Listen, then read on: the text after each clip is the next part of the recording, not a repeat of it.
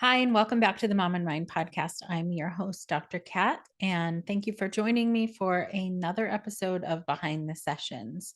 In these episodes, I'm really trying to touch on the topics that come up in therapy and some of the things that affect people that would bring them into therapy. I think it's so important to be having conversations like this, talking about um, the real stuff, the stuff that impacts people, that shapes their lives, that contributes to why the transition into motherhood and parenthood can be so difficult. When we find out that somebody is struggling or they having a hard time mentally, emotionally, we might get like the headline of it, like, oh yeah, I'm dealing with depression or anxiety. But unless you know somebody really well, or they're willing to share with you what is really going on, what's contributing to the reasons they could have depression or anxiety, it would be really hard to know. And people's lives are so complex. People are complex, and we have a lot of things that happen to us in life along the way. Some of the strongest people that you know might have also had some of the greatest difficulties you've heard of. And that's part of what I want to talk about today is what I see a lot in therapy are people who are struggling because of some of the things we've talked about. They're dealing with perfectionism. They're dealing with a lot of pressure on themselves. They're feeling like they have to, be the perfect parent or perfect mother. But why? Why outside of, the societal pressures, which I do also talk about, why would somebody be feeling that? I want to talk about one sort of particular brand of this that comes up a lot in therapy with moms and women that I meet with in therapy. So when I'm meeting with somebody and they're dealing with, um, let's say, intense anxiety or high levels of worry that um, they are doing the right thing for their child, or feeling like they're a failure if they're not meeting some high expectations that they have of themselves. I wonder why. Like, what has contributed to the person's suffering in this way? And that's part of what therapy is kind of digging in a little deeper outside of just supporting people with coping skills and how to deal with those difficult moments. But why is this even happening for them, and why in this way? So this particular style of being in the world is of hyper independence, hyper functioning at all costs, is something that I see gets really activated when some people become parents. What it can feel like to them is that they need to be doing all the right things for their child. If they're not doing those things for them, then they're failing. And I've talked about the dichotomy of perfection and failure in many episodes. One of the Behind the Sessions episodes a few back, in particular, if you have set yourself up to feel like you have to be the perfect parent, then it's often going to feel like failure because there's no way to do that. But what is driving that motor? What is driving that thing that propels people to feel like they have to be perfect, or that they have to be doing everything right?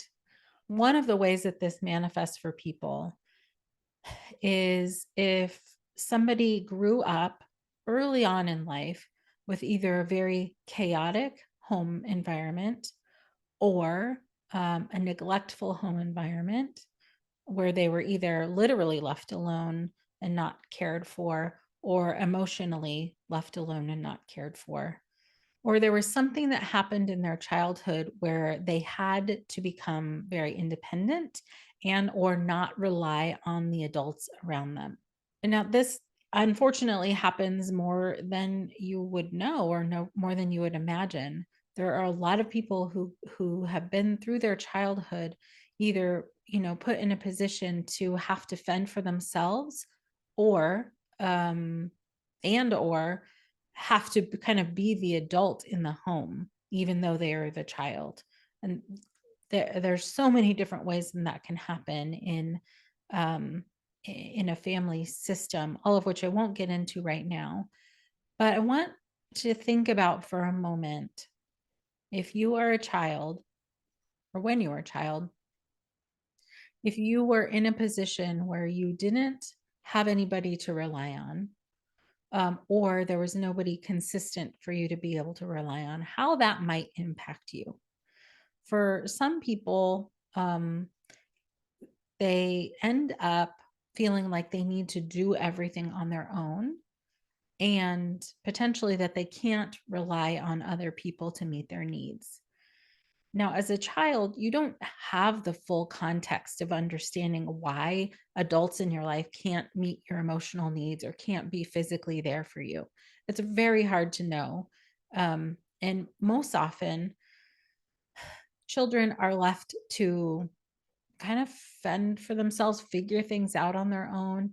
And unless there is an adult around who's kind of explaining things and giving context or emotional support in other ways to help a child understand why, let's say, their primary caregiver isn't there or can't be there in any reliable way, a kid is kind of left to figure out things on their own. And because children don't have the context of the world at their fingertips, their worlds are small, and they are at the center of that world, because that's just how that works emotionally anyways. So what I mean by that is that kids often end up blaming themselves for that either they've done something wrong or they've contributed to an adult not being able to be there for them. I'm making some pretty broad, like, generalizations right now, just to give context for how somebody might grow up to be hyper independent. And I say this also knowing that there are many, many different ways that this happens for people. And if you are somebody who's listening to this, and you can resonate with part of that feeling of hyper independence or feeling like you can't rely on anybody, then your path might be different than what I'm describing or suggesting. But I just want to give a couple of examples for context, so um, that you can begin to think about what it might be like for you, or if you know somebody's sort of hyper independent, why they might be behaving in the ways that they are.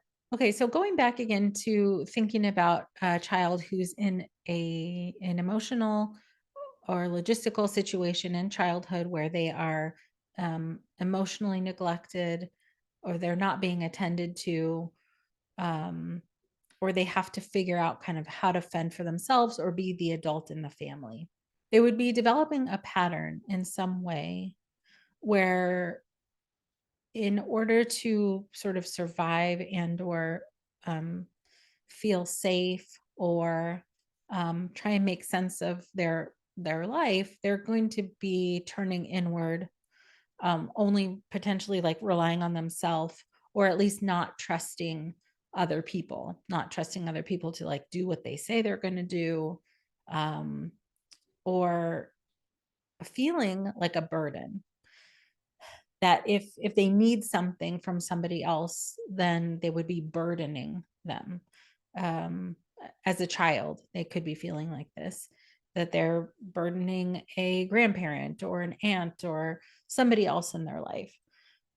So when you're in a scenario like that, where you have to depend on yourself and asking for any of your needs to be met becomes a burden, um, that is usually forged and formed out of necessity. Um, Nobody chooses to feel those things. It happens because that's what has to happen in order to continue, in order to survive and get your needs met in other ways. Sometimes for some kids it can be that they feel like they need to make themselves so small and have no needs at all, so that none of the adults around them get upset.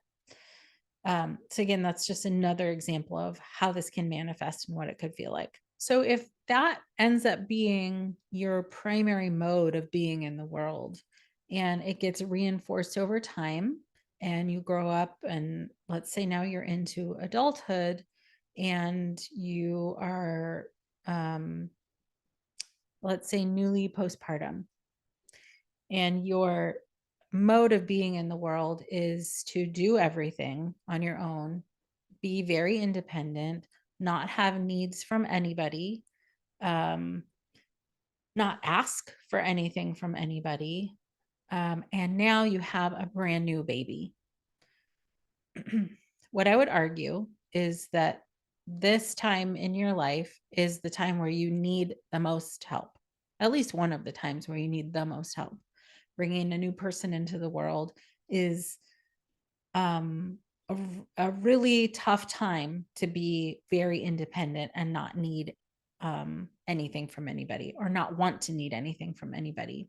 So sometimes what happens is a new mom, somebody who has a brand new baby, might feel like they now need to do all of this new stuff on their own as well. That can include everything from changing diapers and making food and nursing or bottle feeding to doctor's appointments to at whatever detail that you can think of that is part of caring for a child. Somebody who is hyper independent and cannot or does not want to ask for help from anybody is going to be putting additional pressure on themselves to do more and be more. Add into that um, if you are somebody who had a neglectful childhood or in a childhood where you were neglected or abandoned in whatever form, and now you have this brand new baby in your arms, and you think to yourself, there is no way that I would ever do to this baby what was done to me. Now you have an additional pressure to be even better, even more perfect, to make up um, for all of the things that you missed in your own childhood, to make sure that you don't do that to this brand new baby. And what happens is if you're somebody who's grew up in a neglectful environment and you haven't had um, an adult around you to show you that it's okay to need, to show you that it's okay to make mistakes, to show you that it's okay to ask for help, and you have this new baby, you some people anyways end up kind of swinging the pendulum from their own childhood where there was neglect and abandonment to now being a parent where they feel like they have to be all in 150% all of the time every time, and there you are stuck in the middle of basically a setup um, where there is no way that you are going to be able to be the complete sort of emotional opposite of somebody who abandoned you or neglected you to this new child. And you don't have, you're now like trying to figure out everything on your own. So there's no, what's the word? You don't have any measure for what is like a reasonable expectation for a new parent. You're just thinking that you don't want to be like how you were treated, let's say. So the bar is high, the standard is high. Perfection is kind of the only option at that point. So what can continue to happen is pressure builds and builds and builds. The longer that this goes on, the older the baby gets, the more pressure you have on yourself, the more you're going to feel like you're failing, unfortunately. I see this and hear this all the time. There's no way to feel like you're doing a good job or good enough job, for that matter, if you have to be perfect all of the time. And At this point, like when somebody has this really, really high anxiety that often comes along with this, or depression that can come along with this, these impossible standards, it can feel almost like they're stuck, like they can't get out of it, because anything less than great is failure. It can feel that way anyways. So the pressure is just naturally very, very high. And the longer that it goes on, the more you feel stuck in this pattern, the harder it can feel to get out, to um, kind of dial back the intensity of how this feels. Because if you don't have any other measure for how to be a good enough parent, it's not going to feel like you have other options other than this like perfection. And um, when you start to enter into this territory of feeling like a failure, then asking for help is even worse. You feel like even more of a failure. Like I couldn't figure this out on my own, and now I need help. Um, Now I'm really, really failing. So the kind of hyper independence that started off as a basically a survival strategy ends up and can end up being the thing that actually makes you feel horrible later on. When you're a brand new parent and your only option is to do the best and be the best all the time, and not quote unquote show weakness or ask for help or admit that admit anything other than you got this. It's so incredibly stressful, and it takes an unimaginable amount of energy to maintain yourself. When you're exhausted, you don't have sleep, you have to do all and be all, you can't ask for help. And now the internal process that you're dealing with, that the emotional process, the thought process is unrelenting. It's constant. Always worried, always feeling bad, always wanting to do your best, always feeling like you're failing. It is just so overwhelming to feel any of this.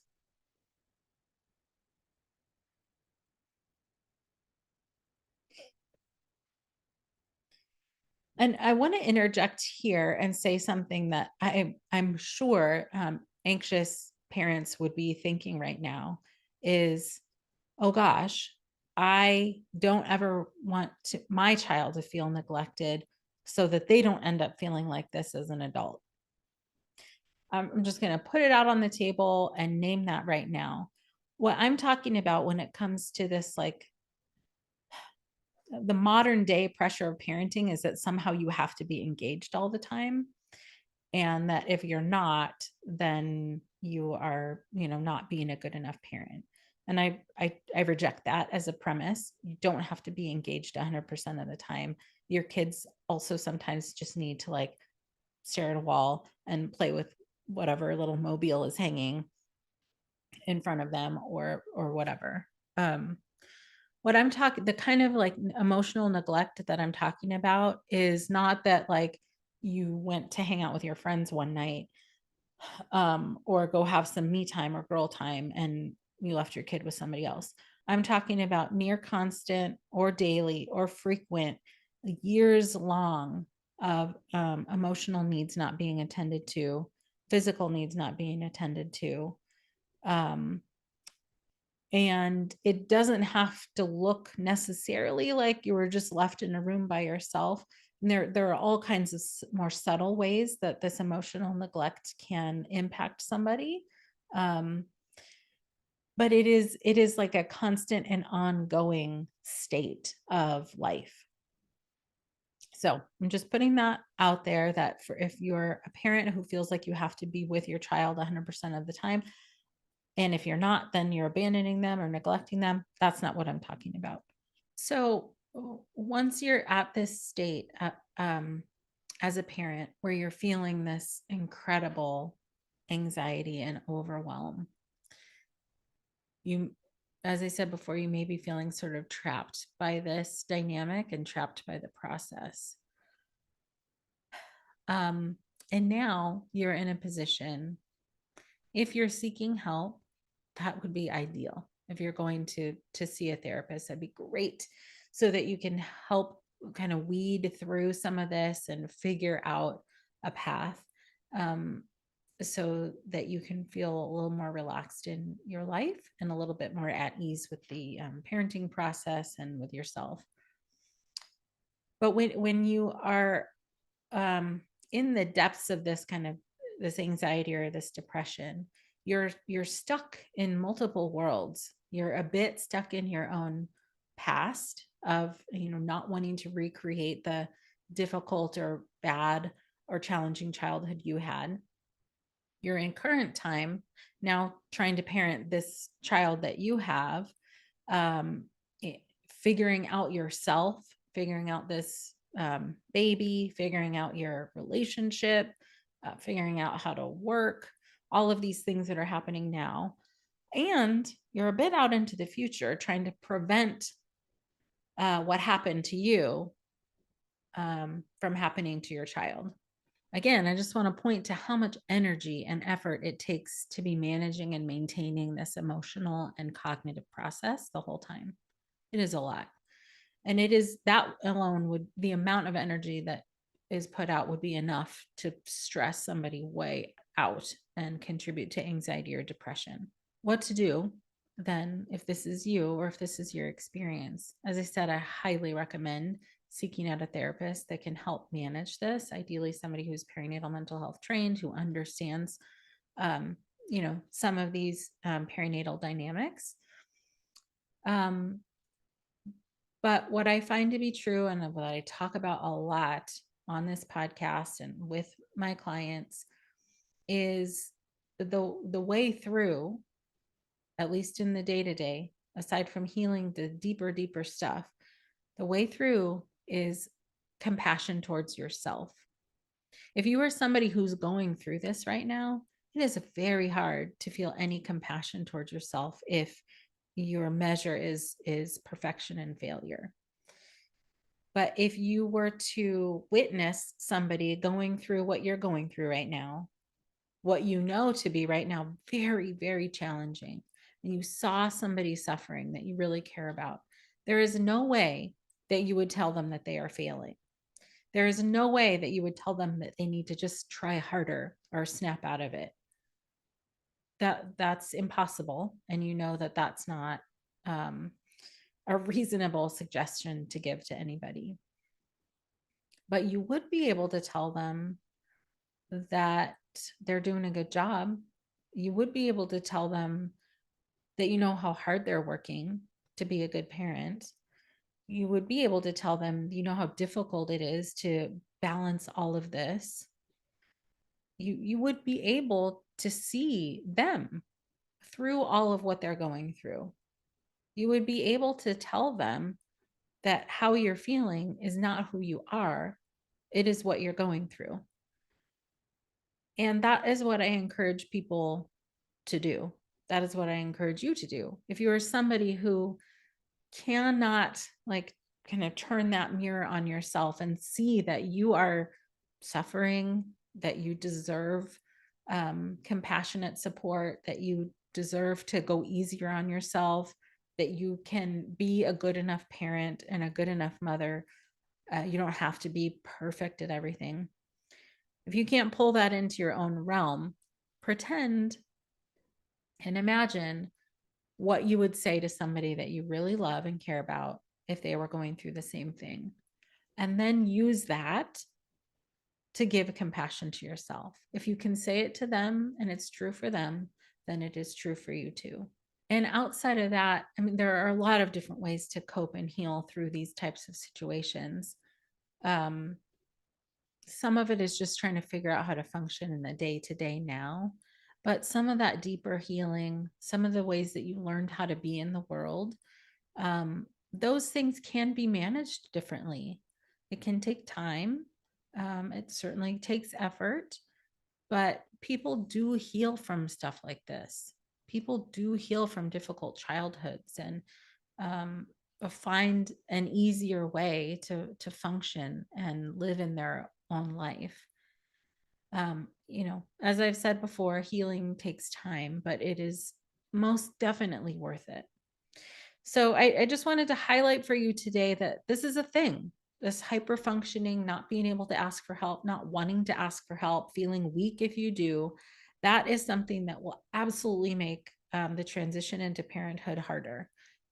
If there's not a little bit more flexibility and leeway for yourself to um, right now, as a new parent, this is not the time to be hyper functioning and on your own.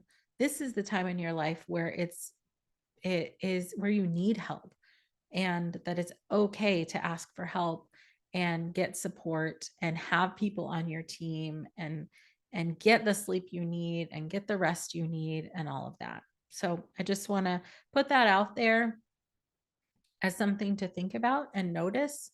And if this is something that is happening for you, then please do consider reaching out to get help from a therapist. Talk about it with somebody that you trust, and find your way to healing and have an easier time with parenthood. All right. Well, I hope this has been supportive to you, and thank you for being with me and listening to this episode of Behind the Sessions. Please do go follow me on Instagram and TikTok at Mom in Mind, where I post all of our episodes and have a lot of information there for you to hopefully resonate with and also share with people that you care about. Thank you so much for being with me. Until next time.